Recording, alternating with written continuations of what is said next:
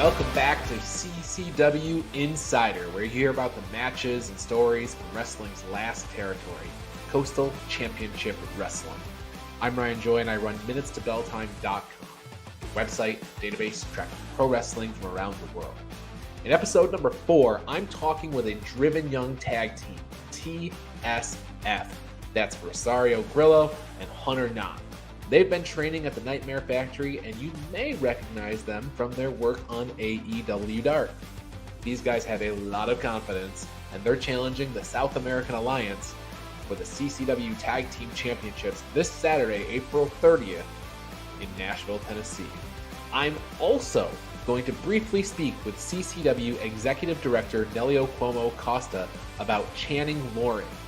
Channing recently made his debut on NXT Level Up, but fans of CCW will know him as the mother lover, Jake Tucker.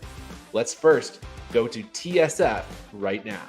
I'm talking with TSF, the team that will challenge the South American Alliance for the CCW Tag Team Championships this Saturday as CCW presents Game On in Nashville, Tennessee. Guys, welcome to CCW Insider. Rosario, Grillo, Knott. Thank you for being here with us today. Of course. Thank you for having us. Yeah, seriously, thank you for having us. And hey, that sound CCW Tag Team Championships. That sounds so good. Woo. Right. Hey, gold goes with our No. Our that colors. Sounds fantastic. We are going to get into this. As we get going on the show. That's one. But before we talk about the South American Alliance, I can tell you guys are eager to send a message to them. I want to first kind of roll back and talk about you guys and, I want to find out, were you big wrestling fans growing up, or is pro wrestling something you fell into in adulthood? Hunter, we'll start with you. I mean, what's your background there? So our two wrestling stories are a little different. Perfect. I'm 21 years old. I got into wrestling whenever, I would say a good time to say is about when like Cena returned at the Rumble, I believe 2008, right? Okay. So I was 8 at the time, and that's about when I started like really delving into it. And I watched it up. It says I'm a big Cena guy. I don't know if that's a question in the future, but Cena's my favorite wrestler. So I watched wrestling up until about Punk left, I would say, which is like what, 2013, 14? 2014, January 26, 2014. I'm not even gonna ask. But anyway, so I would say probably 2013. Then I fell out of it. When I was about 18, 19-ish, I kind of like started seeing it on Twitter again, and I was like, oh, okay, this is kind of interesting. So I was following it on Twitter a bit, and then I remember in 2019, specifically, I threw on a random episode of Raw. It was when Bray was doing the Fiend packages of like the Firefly Funhouse stuff, and that's truthfully when I got back into wrestling, and I saw the stuff that AEW was doing, and I thought that was really cool. And it kind of sparked my dream back again to be a wrestler, because I didn't think it was an option when I was younger. But kind of falling back into it gave me that hope that like, oh, I think I could do this. All right. So God, every time we tell this story, he makes me feel so old. Because I'm 28. So we grew up in a much different era of wrestling. The first time I ever watched wrestling was December 6th. 2001. It was a segment with The Rock, Vince McMahon, and Rikishi. If you don't know what that segment is, go on YouTube or Peacock, and you'll understand why my story of being a wrestling fan is a little weird, because that wasn't a traditional segment. Don't know why that's what caught my attention, but it did. And then here I am 21 years later, still watching wrestling. Like Hunter, I did fall out for a bit. You say you were going to ask how I know. When Punk left WWE, it's because that's the day I stopped caring. Because Punk was my favorite wrestler, is still my favorite wrestler.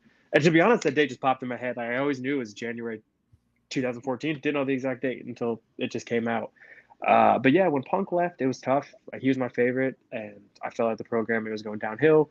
And then Cody leaving WWE and going out and going to the Ring of Honor in New Japan is actually what gave me a new discovery of wrestling. It was the first time I really had watched indies. And I'm not talking Ring of Honor, New Japan. I'm talking like AEW and shows like that. That's where my fandom came back. And then I went to All In Chicago, and I was like, oh my God, this is the greatest thing ever. Why am I not wrestling? And then I followed that up by going to Mania 35, and I was like, this is the last wrestling event I will attend as a fan. From here on out, every wrestling show I go to will be as a wrestler. And that was the last one I ever went to, and then here we are. Wow. So those are very different stories, but you both kind of had a falling out for a period of time, then you came back to it. So I am going to ask, Hunter, you had mentioned some John Cena stuff there, but I was actually going to go from a tag team route. And starting with you, Rosario, what are some of the tag teams that you guys have drawn sort of inspiration from that people might see come out in a TSF match? Oh, I'd say top 3 is FTR, and then that third one's probably got to be FTR. Yeah, I just checked out the same list. No, seriously, FTR is probably what we do the best, and we've been very fortunate in our young careers to sit down with those guys and just learn from them, and just being there live when they get to wrestle has taught us so much. And just we once a month, I think we watch DIY in the Revival at NXT. Like, I think that's like our monthly tradition, at least once a month, and then we follow that up with the American Alpha match. So I'd probably say them, but kick it old school. Hunter, would you like to kick it old school for us? Yeah, sure. Arn and Tully, of course. Arn and Tully. Okay. We enjoy way before your time. I know, way before both our times. Before my time. But because you always got to go back to the roots. Wrestling doesn't change. And the people who were back then did it one of the best ways. So we definitely try to get a little bit of old school in our work. And FTR obviously has a little bit of an older school style too. But we do watch other tag teams. Like, we do watch the Young Bucks. We kind of take stuff from them here and there. Not take stuff, but make it TSF style, as we like to say. So we do like to add a little bit of everything into our work that makes us TSF. Yeah. Okay. There's not that we always say it, and again, it's kind of ripping off FTR, but like, we can do all the flippy stuff. Hunter can do a perfect backflip and land on his feet every time. I can do a moonsault. We can do springboards. Well, he can springboard in. I can do the Jericho one. But we just choose not to, because most of the time that's just the way that wrestling has gone. So if you're like 6th, 7th on a card, most of those matches already done that stuff. Who's locking up? Who's working the arm? Who's working the back? Who's working the leg? That's us. That's where we come in. And then, we'll bust that stuff out every now and then. If you check out our DPW match, Hunter busted out a beautiful backflip. I did. Yeah, so I guess it's special, though, when you guys do it, because you save it for those moments, right? Exactly. So your Instagram, both of your Instagrams say you are the team, capital T, capital H, capital E, of the Nightmare Factory. Explain that. Well, I'll take this one first.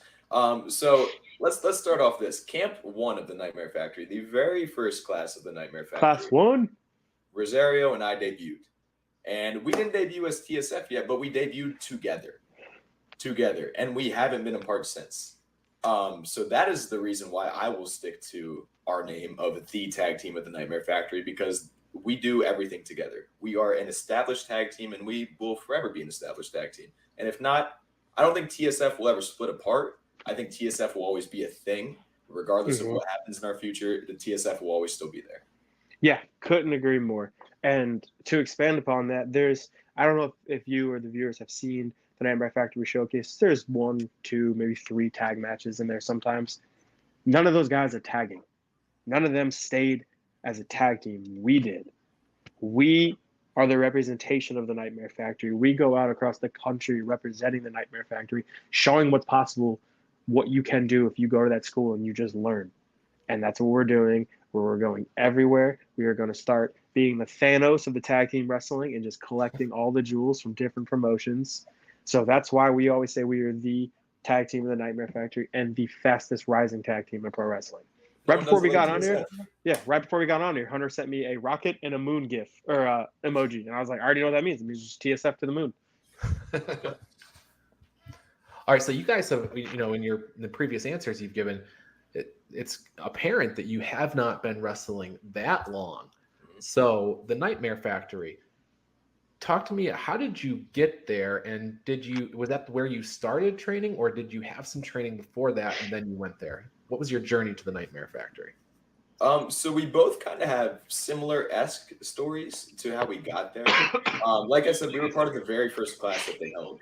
So whenever Cody put that first tweet out on Twitter, it was a really big thing. And again, that's when I started getting back into wrestling.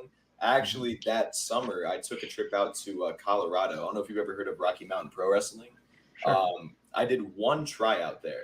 That is all the wrestling experience. And it was a tryout. So it was like strength training and like conditioning and stuff like that. I haven't even been inside a ring. I came back from that and I saw that Cody put out that tweet about the factory. And I was like, okay, I feel like this would be a tremendous place to start my career. I'm from Pennsylvania too. So this is 20-year-old me, I believe 20. Yeah, 20-year-old me, figuring out what I'm trying to do with my life at this time. And like, okay, well, I'm going to shoot a shot. I'm going to fill out the application, see what happens. I'm in the shower and I get a missed call from QT saying, oh, hey, this is QT from the Nightmare Factory. You're accepted, blah, blah, blah. Like, can you come? And I'm like, absolutely. Let's get this thing rolling. So we moved down to Georgia and we started our training in September of 2020, both of us. So before we go to Rosario, what do you think it was about your application that made you stand out? So I am a very honest guy and I'm a very open guy. I'll be completely honest for a second. I don't think anybody has drive and like, you know what I mean? Like the will to grind, not just me, but him as well. We both have very, very special mindsets that are like, well, hey, we have to do this. There's no other option. Like this is going to happen. Nobody can stop us. So I was just very honest with my, they have you fill out like a response area, like a little summary paragraph type thing. And I was completely honest with them about what I wanted to do and my route in professional wrestling that I wanted to take.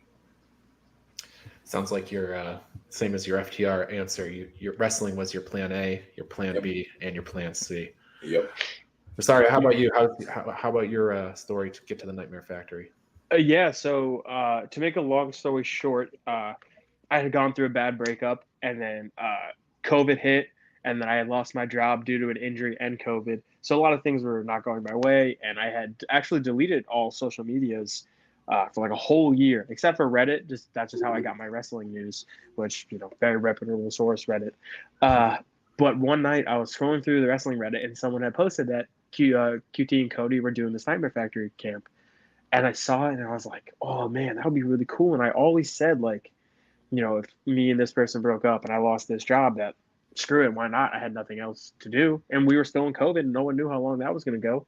So I applied, and then I filled out, like Hunter said, there's a little paragraph. I filled it out, and I was like, after I sent it in, I was like, I feel like I went too generic. I feel like I didn't write from the heart. So I went back to the website, I found the email, and I sent them an email saying, like, hey, I know I submitted an application, but I feel like what I said doesn't represent what I actually meant. Here's why this would mean a lot to me. And 2 weeks went by, and I remember getting a call from an area 973 area code, which is New Jersey. I believe that's what it was. And I recognized the number from the site, and I was like, there's no way this is happening. And it was QT, and he offered me the spot, and I was like, okay, cool, when's the start? And he said it was like September 21st, and I was like, all right, cool, I'll see you then. He was like, you don't want to talk to your family? And I was like, nope. He was like, you're 100% committing right now. I was like, 100% committing, I'm in, I'll see you in a month. And he was like, okay. And I hung up the phone, sent the payment, so he knew I was serious, and just packed up my stuff and left. I walked downstairs, and I was like, hey, guys, I'm moving to Atlanta next month to wrestle. So, yeah. And my family was just like, what? Like, yeah, sorry. Like, I told you, I never wanted to go to college in the first place. I've always wanted to be a wrestler. So I'm finally going to do something for me. So thank God you sent that email. Yeah. Thankfully I did. So let's talk about the AEW part. I know you've worked at AEW in the past, and you're going to continue to work for them some in the future. Tell me about the first time you were contacted, starting with you, Rosario. So thankfully, the first time we got to go to AEW was together.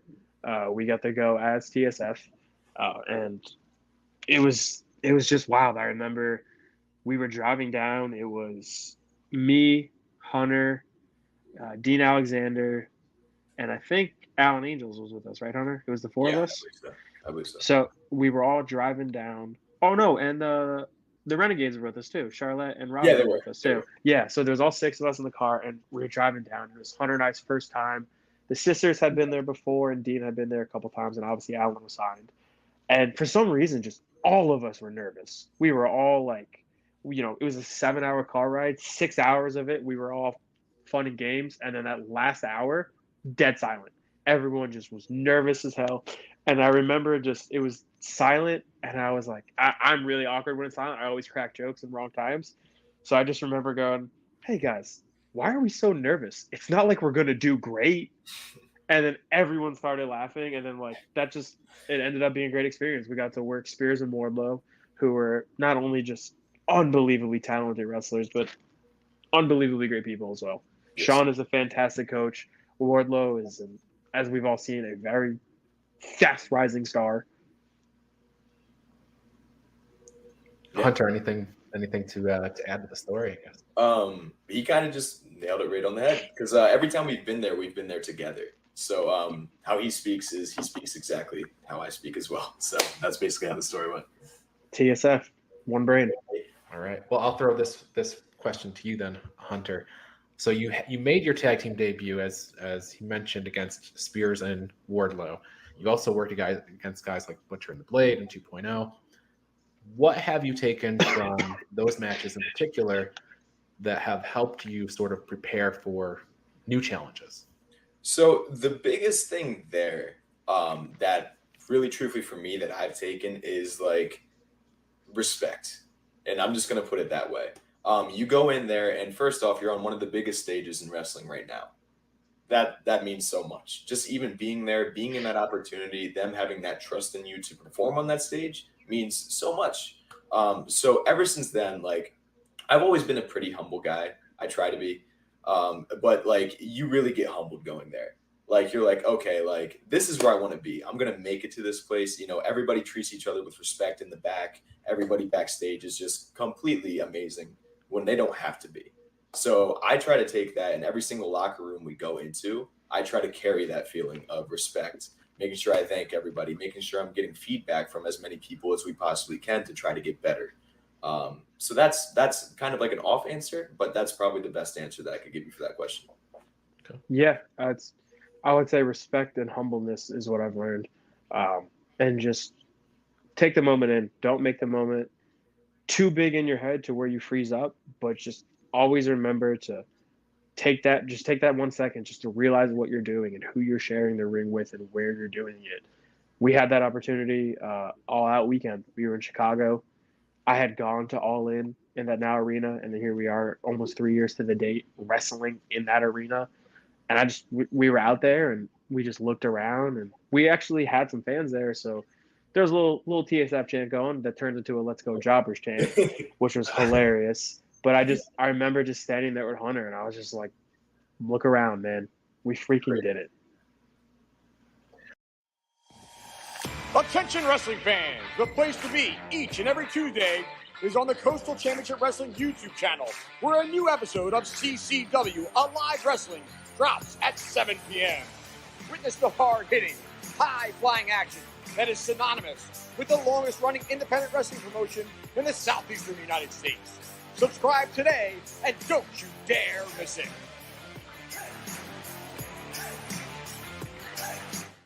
All right, let's bring it back to Coastal Championship Wrestling. You guys are hunting championships this week. You guys were in the ring with the current CCW World Champion Cha-Cha Charlie last summer.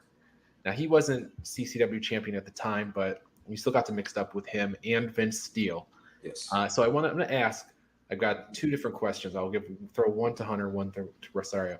So, Hunter, what's it like wrestling a guy like Cha-Cha Charlie who gets the crowd so involved and tries to dance with you and all stuff like that? What's that like? So, I mean, I'll say it's definitely a different experience. I don't know. I'm not a dancer myself. So the fact that he was able to get me to dance should show you right there how much power he has. But it's incredible. Cha-Cha really just brings energy to the whole thing. Like, I could feel the crowd that whole time. They really wanted Cha-Cha to win. Too bad TSF are some mean fools. Those serious fellas. So yeah, we were trying to lay the beat down on him. Obviously, it didn't work. The crowd was too much behind him. But it was an amazing experience. It was great being able to go after one of the big people in CCW, our first time there. Very great experience, very nice experience. But hopefully that like laid the platform for what we want to do in this company, where we want to take this company as a tag team, and our goals. Wink, wink. So Rosario, same match. What's it like working with someone the monstrous size of Vince Steele? I don't think he felt anything that I did to him the entire time we were wrestling. I don't even think he knew I was there. He was just, I'm so small and he's so big. I feel like he just saw right over me. No, but like Hunter said, the charismatic enigma that they have together, unbelievable. I didn't mean to say the Hardy Boys thing. You get what I'm saying. the charisma. I'm sorry, the charisma that they have together, and just the energy from the crowd. It's toxic. It's intoxicating, I should say. They got me and Hunter to dance. We're notorious non-dancers. And it's a big presence to have in the ring, especially when you're getting your butt whipped. Yes. But again, we were trusted to work with two great people. The crowd was in it the whole time. They wanted some respect at the end. And you know what? Even though we're the new guys, got to earn our respect. They wanted a handshake. We weren't ready for it. Show us what else you can do. And they've done a lot since we've been back, but we've done more. The TSF that they knew and that the Nashville crowd saw is nowhere near the TSF that they will see Saturday, April 30th. Okay, and it's somewhat similar because this Saturday, what you have with the South American Alliance, you've got Ariel Levy, who's sort of the Chilean superstar, charismatic guy. On the other side, you have Brazilian giant Vinicius. So you got another big guy. So you're they've been unstoppable for like 2 years, but you start your CCW career. You wrestling Cha-Cha Charlie and Vince Steele. Now you've got some guys they're very different but similar, charismatic and big. What's your strategy for these guys? Oh, listen, these smart fellas are not giving. Why do we our top secret files? Why do we give them away? God, you're good so journalism. Smart. I have to ask. Hey, listen, we can't fault you for asking, but you can't fault us for not giving away our secrets. Yes, like I said, will say we have been doing our scouting. Every time we were there, we've been watching Vinicius. We've been seeing how he wrestles. We've been watching Ariel. We saw his match with Pedro at his one CCW show. So we've been doing our scouting. So we're not going to go into it lightly. Okay. Well then, last question, maybe more of a request for comment. What is your message to the South American Alliance? If you guys can't hear me, I'm having a little bit of difficulty. We can hear you. All right. I don't know what is. I'll start this off since he's having some technical difficulties. This is great. TSF, like he said, we are a completely different tag team than we were when we were there in the past CCW Nashville shows. We have been different places. We've been to DPW. We have been across all different types of states. And we're ready. We are ready for this challenge. We've been there 3 times. 3 times is all we needed. 3 times is all we needed to see what you guys can do. We're smart. We're 2 smart fellas. I'm back. TSF, baby. If you don't think we know what we're doing going into this, I'm definitely not Rosario Grillo. That's not me. Yeah, hang on. I'll fix it. But you're doing in this whole thing, you're wrong. You're wrong. Would you like to take any floor and talk? Sorry, I'm back. What was the question? Technical difficulties. It was less of a question, more of a request for comment. What message do you want to send to the South American Alliance? 2 years, you guys have had those belts and you guys been on top. Everything's got to come to an end. Taker has to lose a streak. Roman's going to eventually lose those belts. And at some point, you're just become too stale, fellas. Exactly. And it's time that TSF gets some gold to match their gear. Black and gold are our colors, so why not wear them around our waist? Just think about the things that we can do for the titles and how we can elevate them. Hunter has this beautiful Twitch stream, Wrestle House Live. If you haven't subscribed and followed, go do it now. Check it out. We can wear those titles all the time. We have the Wrestle House vlog on YouTube. We can wear them on there. We can bring them to promotions where we're just dominating tag teams. I will even go to Walmart with them on and just get publicity that way. Imagine the money we can bring you guys. The money we can bring you guys. It's right there. It's right there. You don't know how many messages we get weekly. When are you coming back to CCW? When are you going to be in Nashville? When are you guys going to be back? We need TSF. We have to have TSF. And we're back. Not only are we going to be the fan favorites, we're going to be the tag champions. Not to discredit anything they've done, but we're going to credit ourselves and say we are really the fastest rising tag team in pro wrestling. And it all starts April 3rd, CCW for the tag titles. That's some facts. All right. Well, that is a hell of a message. So make sure that they get that message. So Rosario Grillo on Twitter and Instagram, it's jgrillo23. Hunter Knott on Instagram and Twitter, hknott12. So make sure you follow those guys. Like we mentioned, they are fighting the South American Alliance this coming Saturday, April 30th in Nashville. Tickets are available now at coastalchampionshipwrestlingfl.com. Get some tickets. You're going to want to see this. These guys are calling for new champs. And bring your wallets, folks. Oh, yeah. We have a lot of 8x10s, stickers, and T-shirts that we know you want to buy. And seriously, tickets sell fast. So make sure and get yours now. All right, guys. Thanks so much. Thank you. Holy crap, did those guys have a lot of confidence, and I guess we should all wish them luck as they take on the South American Alliance this Saturday.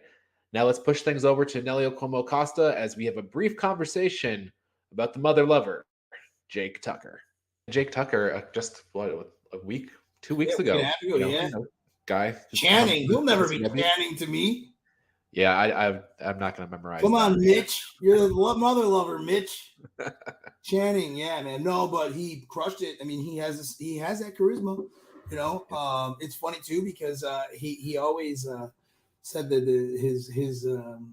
his weakness was his tag team wrestling. So now you're gonna get real good at it. So, but he's just that guy since the first time I saw him. He's just such a great. He's just such a hard worker and such a creative guy that after I'd seen him first match, I was a little bit like I like guys with big size and stuff like that. I was a little bit like, oh, who's this guy, and then first time I met him, first time he sent me a promo, first time I met him in person, I knew that guy was special. Like he had this special charisma. And then once I actually got to know him and I saw how hard he worked and works for this, there's nothing that can stop that guy. Whether no matter what his size is, I expect that guy to do great things. Yeah. He's a prototype Dolph Ziggler. Maybe they'll get a second shot at Dolph Ziggler, and then maybe this time they can make him the megastar that Shawn Michaels was. Yeah, he's just one of those guys that when he's in the room, the attention's on him, right? Yep. It's not like and he does in the back, he doesn't bring attention to him, but it's still on him. Like he's sitting there and he's laughing, and he'll make a joke or a little sarcastic remark or even with just a smirk or whatever. That like the attention is on him. Sometimes I make fun of him about it because I feel like you're not you Ryan, but every wrestling journalist seems to have like an obsessive love over Jake Tucker from the beginning.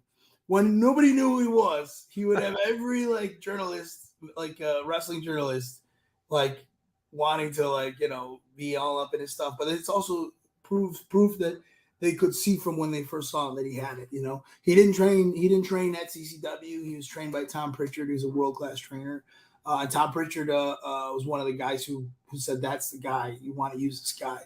And I know that he was already obviously trained when he started working with us, but he worked a lot of matches with us. And I feel like we got him to that next level, I hope. Sure. He worked a lot of matches with us, a lot of television matches with us. He worked angles with us, stories with us. And I feel, and I know, from talking to him, obviously he puts a lot of it on Tyson Kidd and Natalia, who he did a lot of training with them as well. Obviously Tom Pritchard is initial training, but he really cares about, what we did for him as well. I still talk to him all the time. And I told him, if you see anybody who doesn't get signed by the WWE in a tryout and they're 6'4", 6'5", I told him, send them my way. So maybe we'll be, Jake Tucker will be like my little informal agent or Mitch there you go. Or whatever, Channing, whatever you want to call him, will be my little informal agent to make us the new land of the Giants, Well, that's our show. And you might remember from last week that I mentioned we were planning to have Chase Stevens on the show. Well, that's still the plan, and we may even have him on next week. Drop us a comment on who else you'd like to see on CCW Insider. You can follow us on social media. I'm Minutes to Bell Time on Facebook and Instagram, and Mins to Bell Time on Twitter. Be sure to watch Alive Wrestling every Tuesday on the CCW YouTube channel and follow Coastal Championship Wrestling on Facebook and Twitter. We'll see you next week. You have been watching CCW Insider, produced by Minutes to Bell Time in association with Coastal Championship